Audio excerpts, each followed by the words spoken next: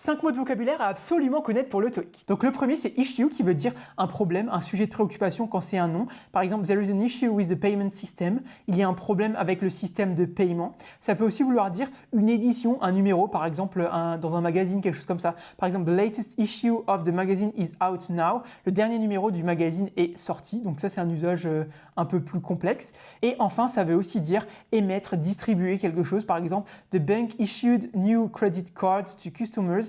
La banque a émis de nouvelles cartes de crédit à ses clients. Ensuite, on a prompt qui veut dire rapide, immédiat. Par exemple, thank you for your prompt reply. Merci pour votre réponse rapide. Ou ça peut aussi vouloir dire, quand c'est un verbe, inciter, provoquer. Par exemple, the incident prompted a full investigation. L'incident a provoqué une enquête complète pour essayer de comprendre pourquoi l'incident a arrivé. Ensuite, on a le verbe to decline qui veut dire baisser, diminuer. Par exemple, sales declined sharply last quarter. Les ventes ont fortement baissé le trimestre dernier. Ou ça peut aussi vouloir dire refuser poliment. Je refuse quelque chose. Par exemple, he declined the job offer. Il a refusé l'offre d'emploi.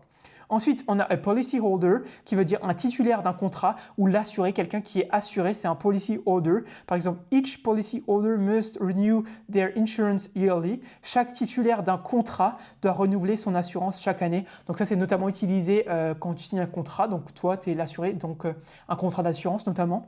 Et enfin, il nous reste comprehensive qui veut dire complet, global. Par exemple, we need a comprehensive analysis of the market. Nous avons besoin d'une analyse complète du marché. Donc voilà, si jamais tu as appris quelque chose, n'hésite pas à t'abonner à ce compte parce qu'on fait des vidéos d'entraînement pour le TOEIC comme ça tous les jours. Et puis si jamais tu veux tout mon cours de grammaire pour le TOEIC 100% gratuitement, mets en commentaire cours et moi je t'envoie ça, c'est 100% gratuit. Tu as juste à mettre cours et puis je t'enverrai le lien. Tu verras, il y a tout ce qu'il faut pour le TOEIC. Donc voilà, sur ce, moi je te dis à tout à l'heure pour une nouvelle vidéo d'entraînement pour le TOEIC. Allez, ciao!